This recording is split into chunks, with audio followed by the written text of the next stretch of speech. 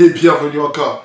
Et bienvenue encore sur cette tranche. Je sais, ça fera un grand moment, un bon temps de silence que je m'étais décidé à aller être calme dans mon silence, réfléchir, regarder comment on devait ramener une nouvelle dynamique pour ce qui se passe au pays et ce que nous faisions dans la communication.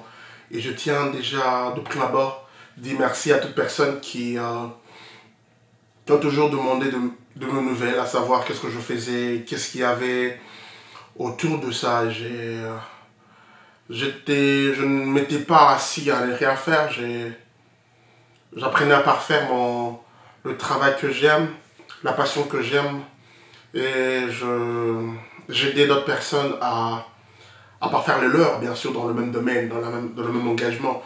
Et donc je cherchais un moyen de revenir sur YouTube, refaire des vidéos, mais non seulement parler comme à une époque qui était donnée, où j'étais beaucoup plus focus à parler politique. Je pensais que je pouvais revenir avec un sujet plus léger de la société, pour nous permettre un peu comment voir les choses de la société. Il y a beaucoup de sujets qui me trottaient dans ma tête, mais je me disais qu'il fallait revenir avec ça. Mais je me suis rendu compte qu'il y avait un sujet plus important que nous devrions aborder.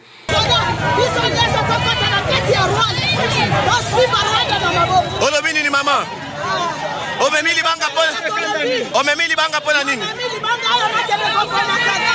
nous allons parler d'un sujet qui est malheureusement politique.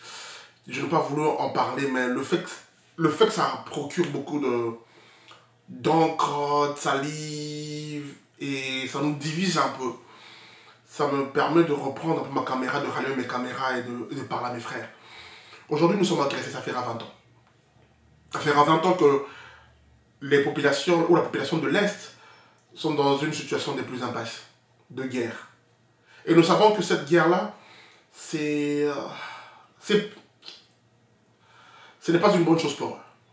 Ce n'est pas une bonne chose pour eux, malgré que beaucoup de gens vont défendre en disant « Ok, l'Est, c'est vrai qu'ils sont en guerre, mais ils ont des belles constructions à Kinshasa, ils ont ceci, ils ont une belle vie. » Et d'ici hier ou aujourd'hui, il y aura un concert d'un musicien tanzanien et tout ce qui va avec.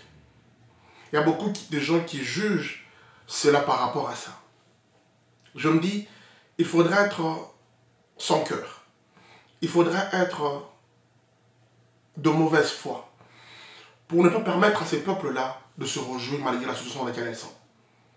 Et beaucoup qui vivent hors de l'Est du pays, je me demande si nous aurions ce courage-là de vivre comme ces gens-là.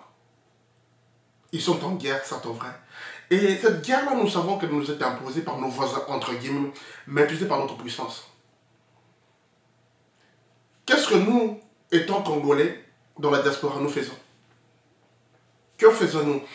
Avons-nous l'idée d'écrire une lettre à une ambassade pour leur faire voir ce que c'est pour notre pays?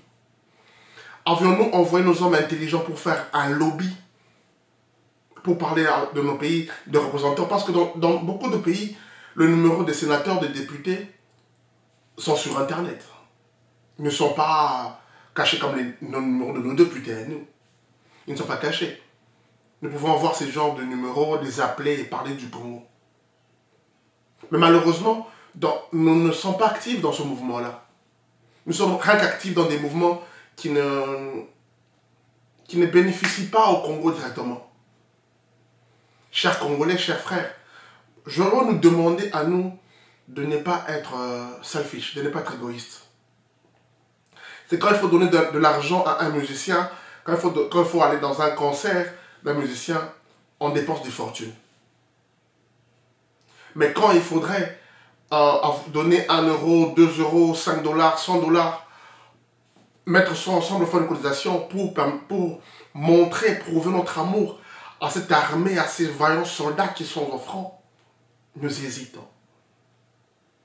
C'est vrai, en même temps, moi je comprends d'où vient cette hésitation-là. Moi je la comprends parfaitement. Il y a ces gens qui sont dans cette histoire de combat, beaucoup de gens se sont enrichis. Donc les autres se battent, eux, ils profitent à créer un business derrière le combat des autres. Je comprends ces réticences-là. Je comprends, mais il faut créer, mais permettons-nous à créer des mouvements qui, à la tête, sont des hommes honnêtes, qui n'ont pas peur de... qui ne sont pas effrayés des grandes sommes d'argent. Parce qu'aujourd'hui, c'est vrai, et beaucoup de gens, je suis vu beaucoup de gens qui malheureusement m'ont fait mal au cœur. Beaucoup de commentaires. Des personnes lambda, des politiciens, qui moi je me pose la question aujourd'hui, est-ce que la guerre là, pour soutenir le FARDC qui est au front, ou la police en général, ou l'armée en général, est-ce que faudrait-il être de l'union sacrée? Faudrait-il être un pro-tshisekidiste? Ou faudrait-il être un UDPS pour le faire? Non. Il y a des sujets sur lesquels où l'opposition, la majorité, devrait se mettre d'accord, à savoir que nous devons nous mettre d'accord pour ce sujet-là. Que nous devons nous mettre d'accord pour l'intérêt général de notre pays. Parce que, moi je trouverais très mal aujourd'hui que vous dites, oh la guerre ne suffit pas, le président de la République devrait faire quelque chose. C'est vrai, il est chef d'État, il est le général d'armée, le commandant suprême de l'armée. C'est vrai, il doit faire quelque chose. Est-ce que va-t-il le faire seul? Non.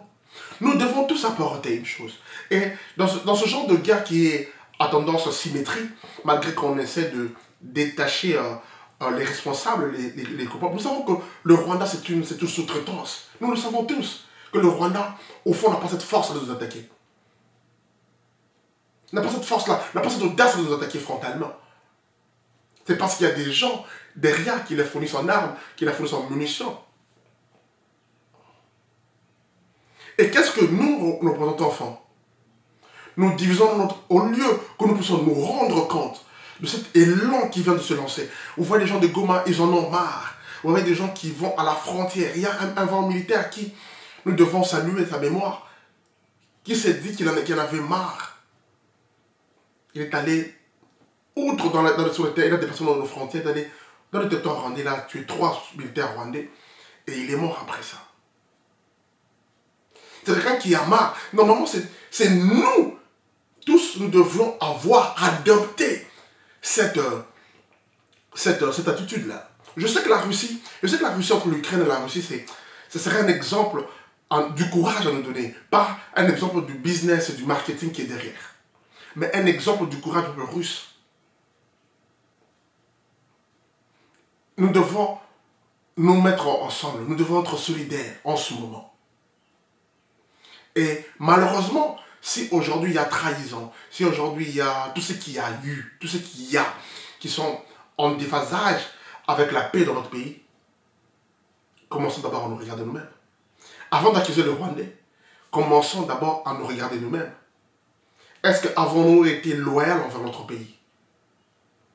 Avons-nous été bons pour notre pays? Non. Parce que vous allez vous rendre compte dans l'information des militaires qui ont vendu des munitions, qui ont pris de l'argent de ration de soldats. Il y a même des députés, des gouverneurs, des hommes qui permettent de voir le sang de l'autre, la mort de l'autre, le malheur de l'autre pour s'enrichir.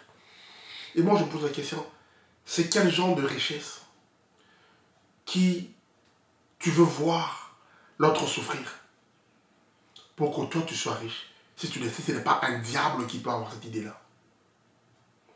Alors aujourd'hui, moi, j'exhorterai la population parce que les politiciens, de fois, c'est une peine perdue. La politique congolaise, l'opposition au Congo maintenant, c'est une politique perdue. Vous voyez en ce moment, aucun opposant ne parle réellement de la guerre. Mais ils sont là, ils parlent beaucoup plus des élections.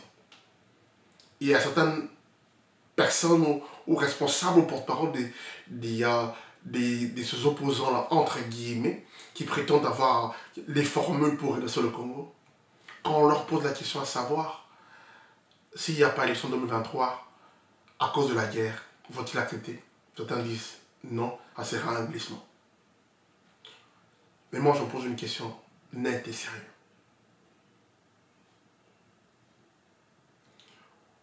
Les peuples de l'Est se sentiront bien si ceux de l'Ouest, du Nord et du Sud votent et non eux?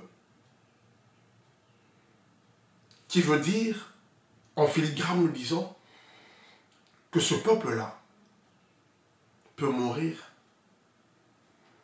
peut être dans cet état d'atrocité où ils sont. Tant que nous sommes bien, tant que cette guerre n'est pas à nos frontières, à nos portes, dans nos villes, ça ne nous sert à rien. Moi, je demanderais de la répartir dans les chefs de nos politiciens. Je demanderais de la conscience plus collective et du patriotisme dans chacun de nous. Parce que ce Congo-là n'appartient pas à Félix Tshisekedi. Seul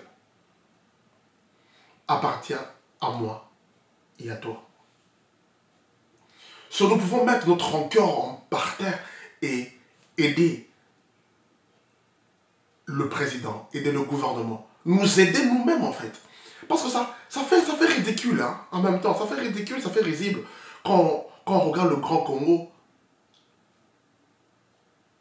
et on voit le petit Rwanda, je parle de superficie bien sûr, et on vous dit qu'il y a, comment on dit ça, que ce petit pays-là est en train d'agresser ce pays.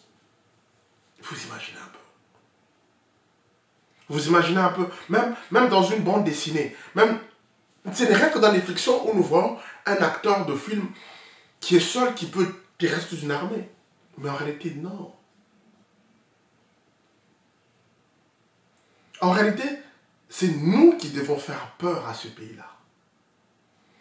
On peut dire de Mobutu de tout ce que nous voulons dire de Mobutu, mais Sayo, Bokassa, toutes ces avenues-là, ce sont les conquêtes et les victoires que notre armée a eu à avoir. Alors, parce que si vous avez ce côté de ne pas vous intéresser en fait à ce genre de l'armée, ou à être le premier à diffuser quand les Rwandais parlent, je me pose la question. Et je te la pose à toi. Es-tu réellement congolais? As-tu réellement du sang congolais qui se trouve dans tes veines? Ou tu y es seulement parmi de ces personnes qui nous traitent d'infiltrés, mais qui nous trompent, qu'il est notre frère?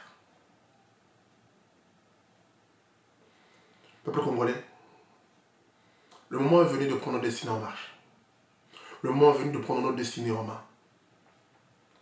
Le moment est venu de faire voir à la face du monde que nous sommes une grande nation. Que nous sommes un grand pays. Je terminerai mon allocution par ce mot, c'est ce côté biblique qui dit, bien sûr pour ceux qui croient. Tu dois te battre et prier pour ta nation. Parce que ta bénédiction en dépend. Merci. Fardessé et le Kwamakasi, Tokolonga.